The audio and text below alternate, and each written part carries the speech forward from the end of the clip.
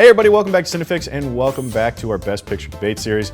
We're working our way through all of the nominations, presenting the case for and the case against, each of them winning the biggest prize of the night. Today, Dustin, McLean, and Mashable's entertainment reporter, Jess Joho, are talking about Lady Bird.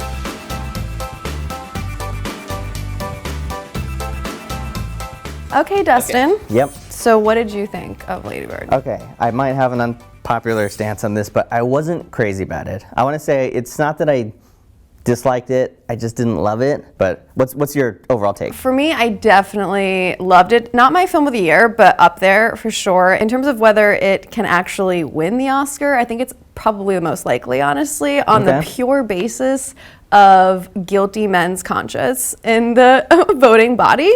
I think everyone's feeling real bad right now. And they want to. It's getting a little boost from the overall climate. Yeah, I think, and not that it doesn't deserve it. I don't want to take away, if it does win the Oscar, it's completely on the merits of Greta Gerwig and everybody involved in that film. The acting is incredible. One thing that I think the movie does really well is it kind of avoids putting anybody in categories or in these neat little boxes. It's a messy kind of character study, and I don't think that's everybody's cup of tea, but I do think that is the Oscar, voting body's cup of tea.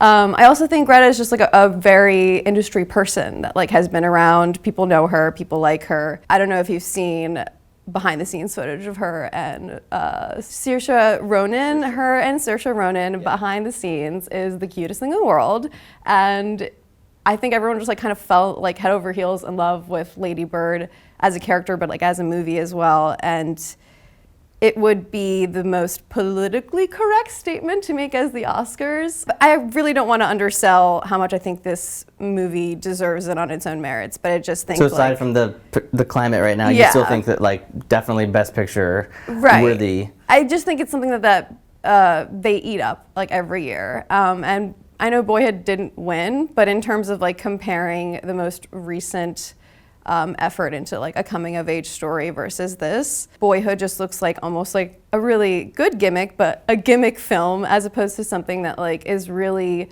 perfect in this on a technical level, on a story level. It's beautifully shot. I think it deserves a lot more merit than a lot of the past Oscar nominees. I think for me going into it, it was a little heavy, 100% on Rotten Tomatoes it had when I saw it. And so that's kind of a lot, and I think that might be part of my problem with it when I'm oh my gosh, I'm reading all this great stuff. Everyone's saying, I think it was the New York Times said perfection, in one of their headlines. I'm okay, I gotta see this movie. Everyone's talking about it, it's gonna be great. I kind of expect a movie to sort of blow my mind with something I'm not expecting, I think, when I am going into it at that level of expectation. So that might have been a little bit of a handicap I had going in.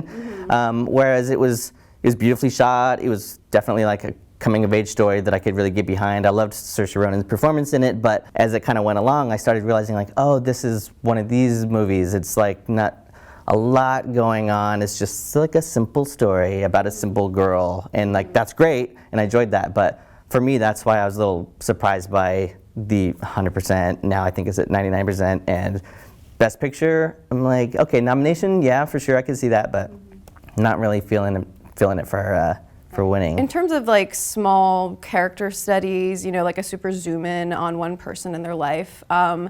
Moonlight won last year. It's it's kind of, they're on a trend of enjoying that kind of stuff. Call Me by Your Name is a similar, but it kind of has a similar approach. So I think it's kind of Oscar baity now to do something like that. Do you think the tide has been shifting? Yeah, a little bit. Yeah, I don't think of it as Oscar baity, but I guess you're right. With Moonlight and some of these other nominees, that this is the new Oscar bait. Right. I mean, I think we're in a totally unprecedented time to see what's going to win, because from the trends that we can see from just last year, which kind of started this shift, I wouldn't put it past them to pick something that historically would be unusual. It's not a Birdman. It's not a surreal, let's talk about the industry.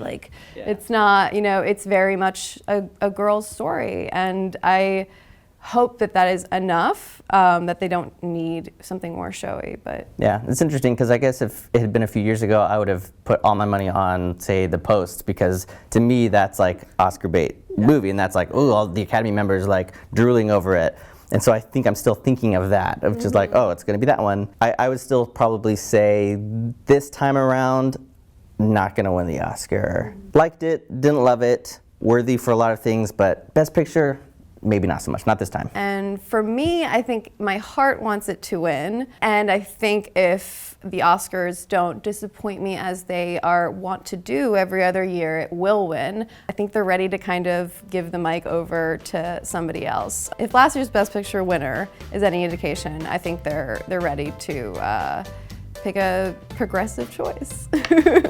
All right, so let us know what you think of Lady Bird's chances to win Best Picture down in the comments. Also, be sure to check out the other episode of our Best Picture debate series that's out right now. It's Mark Ellis and I debating 3 billboards outside of Ebbing, Missouri. And be sure to subscribe to CineFix so you don't miss the rest of the series. We'll see you next time.